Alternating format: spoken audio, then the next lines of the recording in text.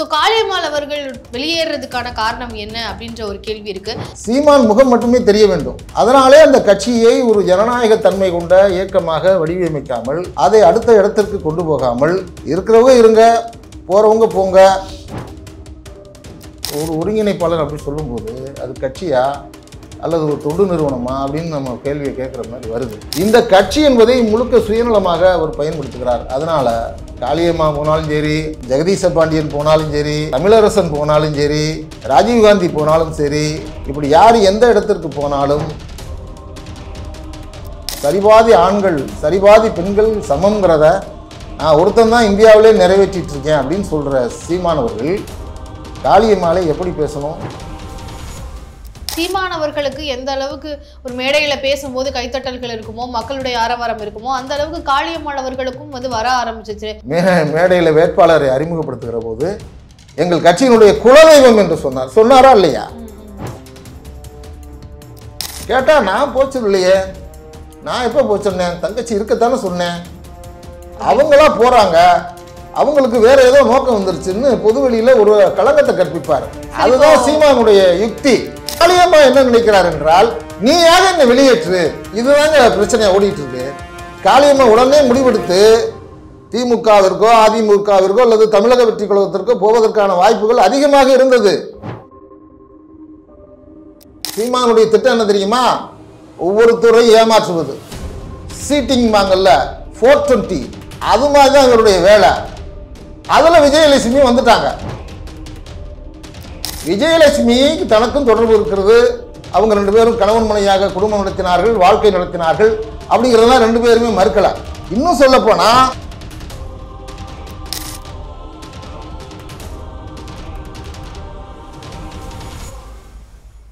ஜாம்பவான் TV நேயர்களுக்கு வணக்கம். இன்று நம்மோடு இணைந்திருக்கிறார் அரசியல் விமர்சகர் திரு தீனதயாளன் அவர்கள். வணக்கம். வணக்கம் சார். நாம் தமிழர் கட்சியில இருந்து காளியம்மாள் அவர்கள் வெளியேறதா சொல்லியிருக்கிறாங்க.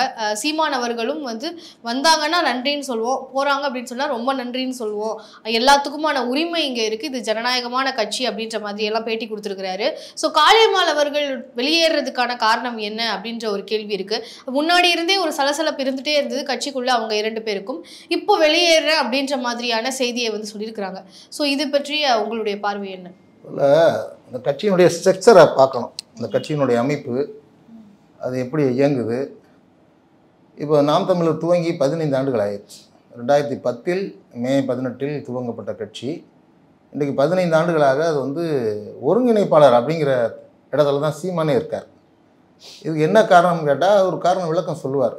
நான் தலைவர் அல்ல, பிரபாகரன் தான் தலைவர், அவர் தான் எங்களை வழி நடத்துகிறாரு. சரி, கட்சிக்குள்ளே இருக்கிற அமைப்பு விதிகள் என்ன? ஒரு கட்சிக்கு இருக்கிறது செயற்குழு, பொதுக்குழுங்கிற எக்ஸிக்யூட்டிவ் பாடி, அதுதான் அனைத்து விஷயங்களையும் தீர்மானிக்கும்.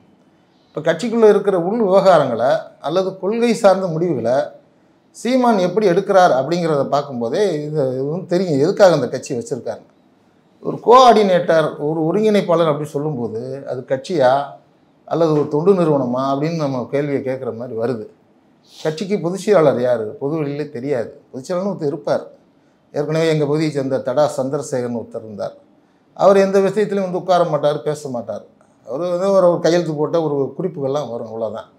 அது மாதிரி பொருளாளர், கட்சிக்கு வர்ற நிதிகளை தணிக்கை செய்யக்கூடிய உள்கட்சிக்குள் இருக்கிற கட்டமைப்பு எதுவும் கிடையாது. அதுக்கு இன்றைக்கு வரையிலும் அதை சீமான் பொதுவெளியில் எந்த கணக்கும் வச்சதாக வரலாறு இல்லை. அப்போ இதெல்லாம் இல்லாத போது காளியம்மாவுக்கு என்ன பிரச்சனை வந்தால் சீமானுக்கு என்ன?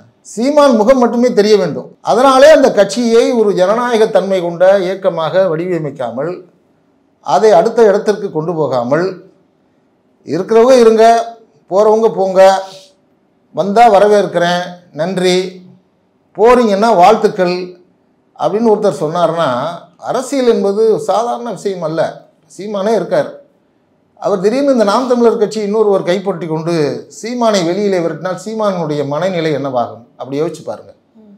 அப்போ அவருக்கு என்ன மாதிரியான புரிதல் இருக்குது அப்படின்னா, இந்த கட்சி என்பதை முழுக்க சுயநலமாக அவர் பயன்படுத்துகிறார். அதனால் காளியம்மா போனாலும் சரி, ஜெகதீச பாண்டியன் போனாலும் சரி, தமிழரசன் போனாலும் சரி, ராஜீவ்காந்தி போனாலும் சரி, இப்படி யார் எந்த இடத்திற்கு போனாலும் அவருக்கு அதை பற்றி கவலை இல்லை. காரணம், அது ஒரு உண்மையான ஆர்மி. தனக்கான ஒரு கட்சியாக நாம் தமிழர் என்பதை நான் தமிழர் என்றும், இன்னும் சொல்ல போனால் சித்தாந்த ரீதியாக நாம் தமிழர் என்பதை நாம் இந்துவாகவும், ஒரு ஆர்எஸ்எஸ்னுடைய சித்தாந்தங்களை தாங்கி பிடிக்கிற தூக்கி பிடிக்கிற ஒரு கைக்கூலி இயக்கமாக அது மாறிவிட்டது. அதை நோக்கி சீமான் நகர்ந்து கொண்டு போகிறார். மிகவும் ஆபத்தான வேலையை செய்து கொண்டிருக்கிறார். அதன் வெளிப்பாடு தான் காளியம்மாள். ஒரு கட்சிக்குள் ஒருவர் ஓரம் கட்டுப்படுகிறார் அல்லது அந்த கட்சிக்கு களங்கம் விளக்கிய வகையில் காளியம்மாவே நடந்தாலும் என்ன செய்வாங்க? இப்போ திராவிட முன்னேற்ற கழகம் இருக்குது, அண்ணா திராவிட முன்னேற்ற கழகம் இருக்குது, கம்யூனிஸ்ட் கட்சிகளுக்கு என்ன செய்வாங்க? அவங்களுக்கு ஒரு நோட்டீஸ் கொடுப்பாங்க. நீங்கள் வந்து கட்சிக்கு கட்டுப்பாடுக்கு மீறி எதுவும் செயல்பட்டுருக்கீங்களா, உங்கள் மேலே இந்த குற்றச்சாட்டு வருது, இந்த குற்றச்சாட்டு அடிப்படையில் ஒரு ஒழுங்கு நடவடிக்கை குழுன்னே ஒன்று இருக்கும். இந்த கட்சியிலிருந்து போன வெற்றிக்குமரன் மதுரையிலிருந்து நீக்கப்படும் போது சொன்னது, என்னை நீக்குவதற்கு சீமானுக்கு அதிகாரம் இல்லை என்று அவர் பதிவு செய்கிறார். இது எப்படின்னா, அவருக்கு எனக்கு எந்த நோட்டீஸ் கொடுக்கல, விளக்கம் கேட்கல.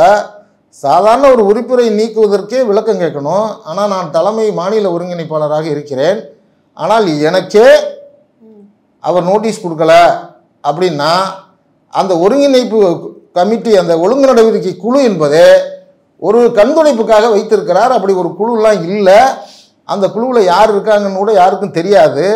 இப்படிப்பட்ட ஒரு மறைமுக அஜெண்டா, அதாவது ஒரு சீக்கிரட், அதாவது ஒரு அரசியல் கட்சி மாதிரி பொதுவெளியில் ஜனநாயகத்தன்மையோடு நடத்தாமல் அதை வந்து ஏதோ அந்தரங்கத்தில் அது வந்து என்ன செய்கிறாங்க, எதை நோக்கி நகர்றாங்கிறத பார்த்தா மிகவும் ஒரு கொடூரமான ஒரு அமைப்பை வந்து நடத்திட்டு இருக்கார். இது குறித்து நாம் வந்து சொல்கிறதுன்னா, காளியம்மாள் பேசும்போது அவருடைய தொடர்புகளில் பேசும்போது பொதுவெளியில் வந்துச்சு, செல்ஃபோனில் பேசுனதெல்லாம் பார்த்தோம். எப்படி ஒரு பெண்ணை வந்து பெண் உரிமை பற்றிலாம் மேடையில் பேசுகிறாரு. பெண் உரிமை தான் நாங்கள் வந்து 50% இடஒதுக்கீடு எங்கள் கட்சியில் கொடுத்துருக்கோம், எந்த கட்சியிலையும் கொடுக்கல. பெரியாரே சொன்ன சரிபாதி ஆண்கள் சரிபாதி பெண்கள் சமம்ங்கிறத நான் ஒருத்தன் தான் இந்தியாவிலே நிறைவேற்றிட்டு இருக்கேன் அப்படின்னு சொல்கிற சீமானவர்கள் காளியம்மாளை எப்படி பேசணும்? அந்த கட்சியினுடைய முன்னணி நிர்வாகி இன்னொரு பெண்ணையும் குறித்தும் பேசினார். அதெல்லாம் இருந்தால் இருக்கட்டும், போ சொல்லு, அது என்ன வெளியில் சொல்ல முடியாத வார்த்தைகளில் பேசுகிறார். அப்போ இவருக்கு என்ன விதமான புரிதல் இருக்கிறதுங்கிறதுலாம் ஒன்றும் இல்லை. அவருடைய கேரக்டர், அவர் இயல்பு, அவர் தன்னை மீறி யாரும் எதுவும் பண்ணிடக்கூடாது, கட்சிக்குள்ளே அடையாளப்பட்டுறக்கூடாது அப்படிங்கிறதுனாலேயே காளியம்மாவை ஓரம் கட்டி வைத்திருக்கிறார். காளியம்மாள் என்ன நிலைப்பாடு எடுக்கிறார் என்பதை நாம் எல்லாரும் இன்றைக்கி அரசியல் பல நோக்காளர்களும் இன்றைக்கி எல்லாரும் எதிர்நோக்கி இருக்காங்க. அவங்க சிறந்த செயற்பாட்டாளர், சமூக சேவகர், நல்ல திறமையான பேச்சாளர், வெகுவாக அந்த பகுதியிலே பிரபலமாயிருக்கிறார். சார், இப்போ அவங்க கட்சியில வந்து இணைஞ்சதுக்கு அப்புறமா சீமானவர்களுக்கு எந்த அளவுக்கு ஒரு மேடையில பேசும்போது கைத்தட்டல்கள் இருக்குமோ, மக்களுடைய ஆரவாரம் இருக்குமோ, அந்த அளவுக்கு காளியம்மாள் அவர்களுக்கும் வந்து வர ஆரம்பிச்சிச்சு. காளியம்மாள் அவர்கள் கொஞ்சம் குறுகிய காலத்திலேயே வந்து அவங்களுக்கான ஒரு கூட்டம், மக்கள் ஒரு குறுகிய அளவுலையாவது மக்களை அவங்களுக்கு பிடித்த மாதிரி அவங்க வந்து நடந்துக்கிட்டாங்க அப்படின்ற மாதிரியான பல விஷயங்கள் பார்க்க முடிஞ்சுது. ஸோ அந்த விஷயங்கள் சீமானவர்களுக்கு பிடிக்கல. அதனாலதான் காளியம்மாள் அவர்களை வந்து இந்த மாதிரி அந்த போன் காலில் கூட இந்த மாதிரி எல்லாம் பேசியிருந்தாரு. இப்படி பல விஷயங்கள் இருக்கு. காளியம்மாள் அவர்களுக்கு கட்சியில செல்வாக்கு எப்படி இருந்தது, மக்களிடம் செல்வாக்கு எப்படி இருந்தது, அதை பற்றி சொல்லுங்க. அபரிமிதமான செல்வாக்குமா? அதாவது அவங்க ஒரு சாதாரண ஒரு மீனவ குடும்பத்தில் பிறந்தவங்க, பெரிய பின்புலம், சமூக பின்னணி, பெரிய பண செல்வாக்கு அப்படிங்கிறதெல்லாம் கிடையாது. ஒரு துணிச்சலான பெண், ஒரு தமிழ் தேசிய மாற்று அரசியல் அடிப்படையில் தான் வர்றாங்க. பொது வாழ்க்கையில் வந்து பெண்கள் வர்றது மிகவும் வரவேற்கக்கூடிய விஷயம். அது எந்த கட்சியானாலும் அமைப்பாக இருந்தாலும் பெண்கள் பொது வாழ்க்கை நோக்கி வர்றாங்கன்னா அவங்களுக்குள்ள இடர்பாடுகள், அவங்களுக்குள்ள சிரமங்கள், அவங்களுக்குள்ள நெருக்கடிகள் அவங்களுக்கு தான் தெரியும். இதை சில பேர் சொல்லுவாங்க, ஒரு பெண்ணாக இருந்து பெண்ணியத்தை பார்ப்பதை விட பெண்களுக்கு உள்ள வலியையும் பெண்களுக்கு உள்ள பிரச்சனைகளையும் ஒரு ஆணாக இருந்து பார்த்தவர் பெரியார் மட்டுமே அப்படிம்பாங்க. பெரியார் ஆண் தான், ஆனால் தன்னை பெண்ணாக பாவித்து கொண்டு பார்த்தார். எதுக்கு சொல்கிறேன்னா, பெண்களுக்கு அந்த அளவுக்கு சிக்கல் வரும். ஒரு அரசியல் இயக்கத்தில் இயங்கும்போது பல்வேறு நெருக்கடிகள், பல்வேறு தொந்தரவுகள், பல்வேறு பிரச்சனைகள் வரும்போது அவங்க அதை துணிச்சலோடு எதிர்கொள்ளும்னா அதுக்கு ஒரு பெரிய மன வலிமை வேணும். ஏதோ ஒரு அரசியலுக்கு வந்தோம், ஏதோ தொட்டு பேருக்கு வந்து பேசணும், நம்ம அந்த கட்சியில் இருக்கோம் அப்படிங்கிறது வேறு. ஃபார்வேர்ட் ஆகிறது, இந்த கட்சியில் தன்னுடைய செயல்பாட்டின் மூலமாக அடுத்த இடத்திற்கு நகர்ந்து போவது என்பது சாதாரண விஷயம் அல்ல. நான் தான் சொல்கிறேன், எந்த இயக்கத்தில் இருந்தாலும் அவர்கள் போற்றப்பட வேண்டியவர்கள், வணங்கத்தக்கவர்கள், அதெல்லாம் மாற்று கருத்து இல்லை.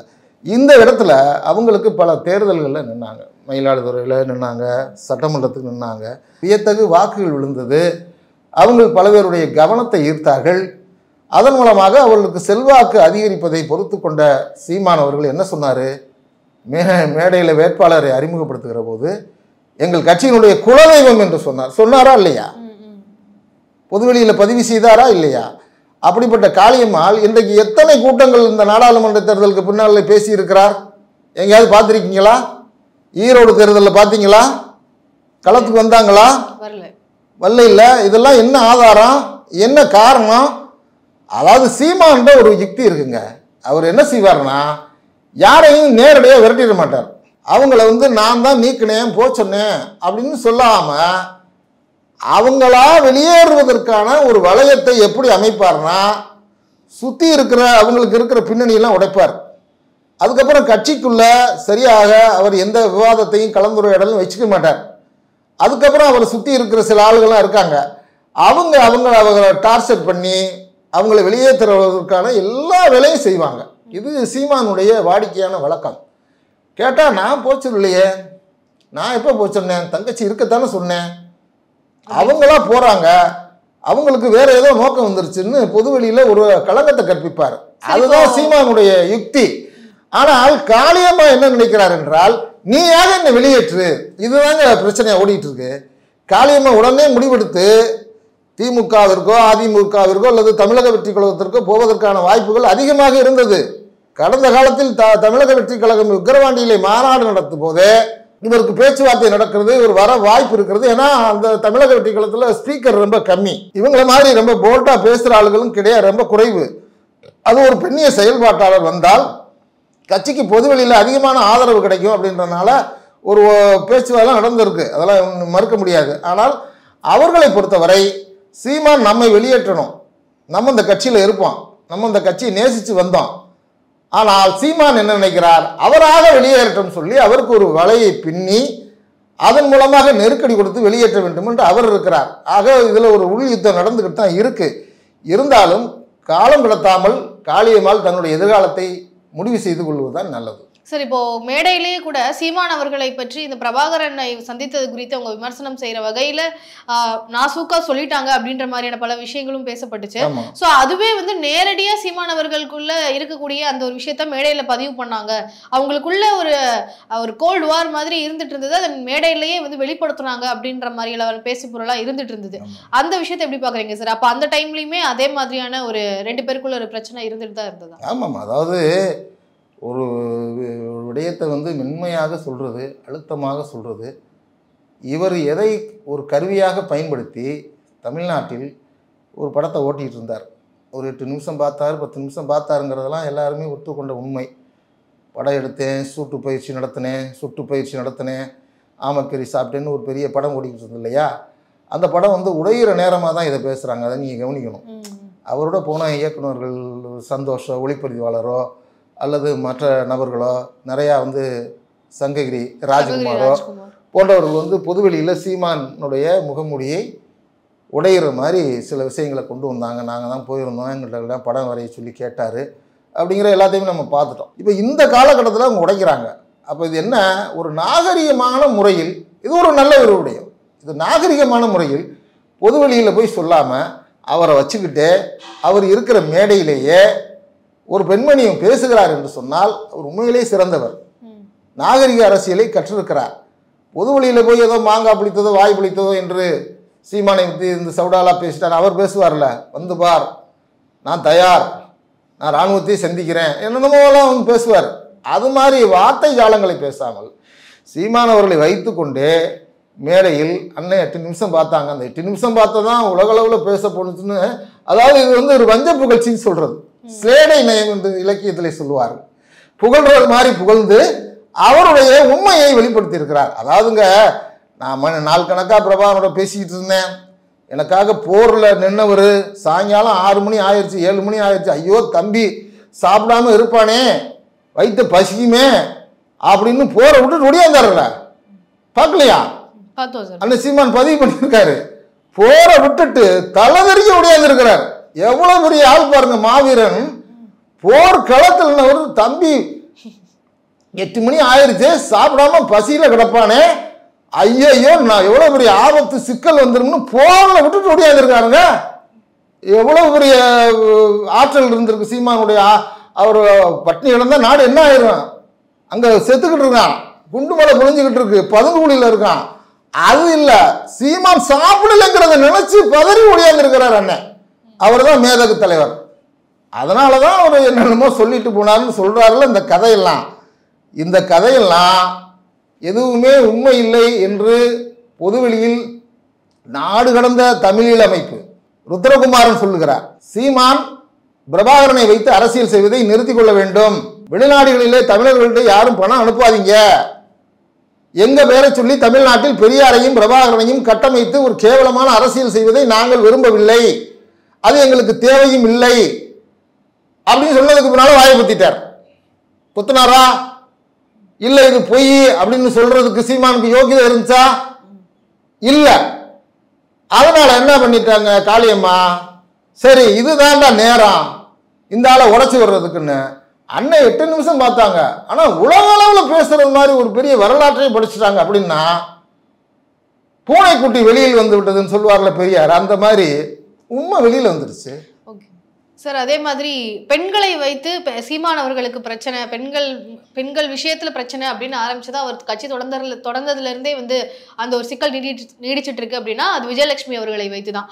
இப்போ அவங்களுடைய கேஸை, அந்த பாலியல் ரீதியான கேஸை வந்து ரத்து செய்யணும் அப்படின்னு சொல்லி சீமான் அவர்கள் கேட்டதாகவும், சாட்டை துரைமுருகன் விஜயலட்சுமி அவர்களுக்கு மனநோய் இருக்கு அப்படின்ற மாதிரி பதிவிட்டதுக்கு விஜயலட்சுமி அவர்கள் எதிர்வினை ஆற்றியிருக்காங்க. ஸோ அந்த ஒரு பிரச்சனை இப்போ வந்து சமீபத்தில் அதுவும் ஒரு பேசும் பொருளாக நாம் தமிழர் கட்சியை ஒட்டி நடந்தது. அதை பற்றி கொஞ்சம் சொல்லுங்க சார்.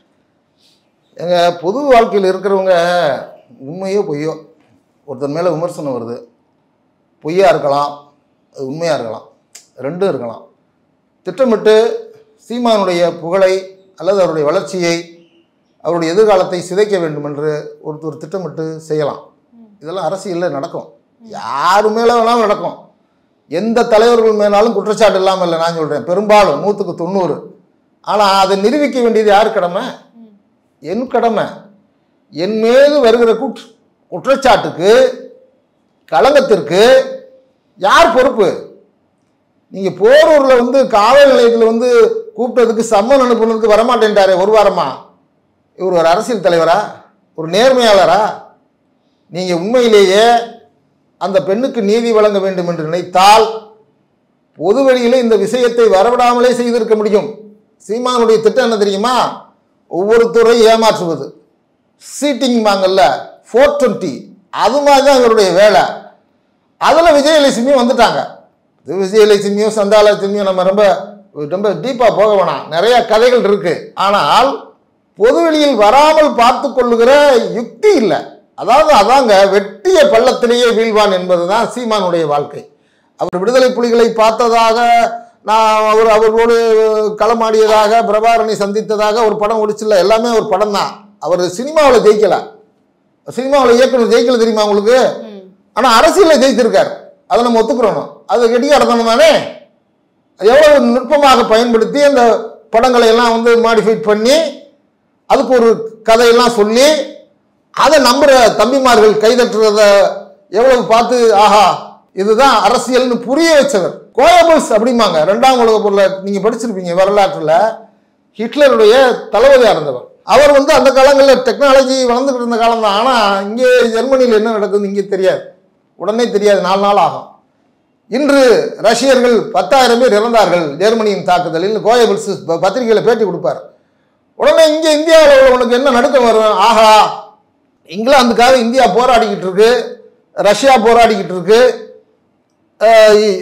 ஹிட்லருக்கு எதிர்ப்பாக ஸ்டாலின் பெரிய படையை திரட்டி போயிட்டு இருக்காரு, 10,000 பேர் சொல்லிட்டான அப்படின்னு தோத்து போயிருமோ அப்படிங்கிற ஒரு பிரமையை உருவாக்குறது இருக்கு பார்த்தீங்களா? அது வந்து சில பேர் செய்வாங்க. இவர் இந்த என்ன பண்ணுவார், பொதுக்கூட்டம் நடக்கும்போதே நானே யூடியூப்ல பார்த்தேன்னா என்ன இவ்வளோ பெரிய கூட்டமாக இருக்குன்னு பார்த்தா அப்படியே மாநாடு மாதிரி இருக்கும். ஆனால் பார்த்தா 2,000 பேரும் உட்காந்துருப்பான். இது ஒரு இந்த டெக்னாலஜியில் வந்து ஒரு பூலோகமாக காட்டுறது. இதுதான் சீமானுடைய கலை. இந்த கலையை பயன்படுத்தி வளர்ந்த சீமான் கடைசியில் அவர் எதை வச்சு வளர்ந்தாரோ, எதை பயன்படுத்தி தன்னை நிலைநிறுத்தி தன்னுடைய சுகபோக்கு வாழ்க்கைக்கு அதை பயன்படுத்தினாரோ அந்த டெக்னாலஜியில உடையுது பாருங்க.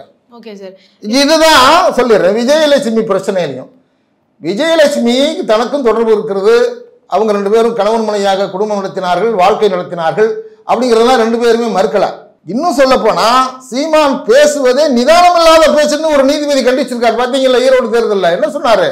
இவருக்கு நிதானம் தேவை, ஒரு பொது வழியில் எப்படி பேசுவது என்பதே தெரியவில்லை, எனவே சீமான் நிதானமாக பேச வேண்டும் என்று ஒரு நீதிபதி சொல்லுகிறார் என்று சொன்னால் விஜயலட்சுமி அவருடைய பிரச்சனையில் சீமானுடைய நிலைப்பாடு என்பது மிகவும் கேவலமானது, அருவருப்பானது. அது பொது வாழ்க்கையில் இருப்பதற்கு இலக்கணம் அல்ல. இவர் நேர போயிருந்தா கோர்ட்ல ஆவணங்கள் தாக்கலாயிருந்தா இப்ப என்ன செய்யறாங்க, அவருடைய ஏவல் கை ஒருத்தர் இருக்கார், சாட்டை துரைமுருகன், அவர் தான் இவருடைய கல்லாவுக்கு அவர் தான் வந்து கணக்கப்பில்லை, அவர் அந்த வேலை பார்த்துட்டு இருக்காரு. அவர் அறிக்கை வர்றாரு, மனநோயால் பாதிக்கப்பட்டவர்னு. உங்க கதையெல்லாம் தெரியாதா, நீங்க என்னென்ன பண்ணீங்கன்னு சொன்னா என்ன ஆகும்? அது முக்கியம் அல்ல. உன்னை நீ வந்து தூய்மையானவன் நிரூபிப்பதற்கு, உன்னை சரியானவன் என்று சொல்லுவதற்கு நீ போதிய ஆதாரங்களை கொடுத்து நீதிமன்றத்தில் வந்து விளக்கு கேட்கிறாய், எப்படி இது சரியா வரும்? அப்போ உனக்கு என்ன மனநிலை இருக்கு, என்ன துணிச்சல் இருக்கு? எனவே சீமானுடைய அந்தரங்க நடவடிக்கைகள் எல்லாமே அம்பலத்துக்கு வந்துட்டுருது. அது மிகவும் அருவருப்பாகவும் அசிங்கமாக இருக்குது பேசுறதுக்கு. ஆனால் சீமானுக்கு அதை பற்றி கவலை இல்லை. அவர் வாழ்க்கையில் அவர் தேட வேண்டியதை, அவர் பெற வேண்டியதை பெற்றுவிட்டார் என்று நினைக்கிறார். ஆனால் அது அல்ல, அது தனி மனித வாழ்க்கையில் அவர் எப்படி இருக்காருங்க, அதை பற்றி நமக்கு கவலை இல்லை. ஆனால் பொது வாழ்க்கைக்கு வந்துட்டார். சுய ஒழுக்கம் வேணும், கட்டுப்பாடு வேணும். கட்சிக்குள்ள காளியம்மாள் போன்றவர்களுக்கு என்ன பொறுப்பு கொடுத்தோம், அவங்க என்ன பணியாற்றி இருக்காங்க, அவருக்கு என்ன பிரச்சனைங்கிற உள் விவாதங்கள் வேணும். ஜனநாயகத்தை நம்பாதவர், ஜனநாயகம் என்று ஒன்று இருந்தாலே அது தனக்கு எதிராக திரும்பும் என்று நினைக்கக்கூடியவர். அதனால தான் அந்த கட்சி அந்த தற்கொலை பாதைக்கு போய் கொண்டு. ஓகே சார், சீமான் அவர்களுடைய அரசியல் பற்றியும் இப்போ காளியம்மாள் அவர்களுடைய வெளியேற்றம் பற்றியும் பல தகவல்கள் எங்ககிட்ட கொடுத்ததற்கு ரொம்ப நன்றி சார். வணக்கம்.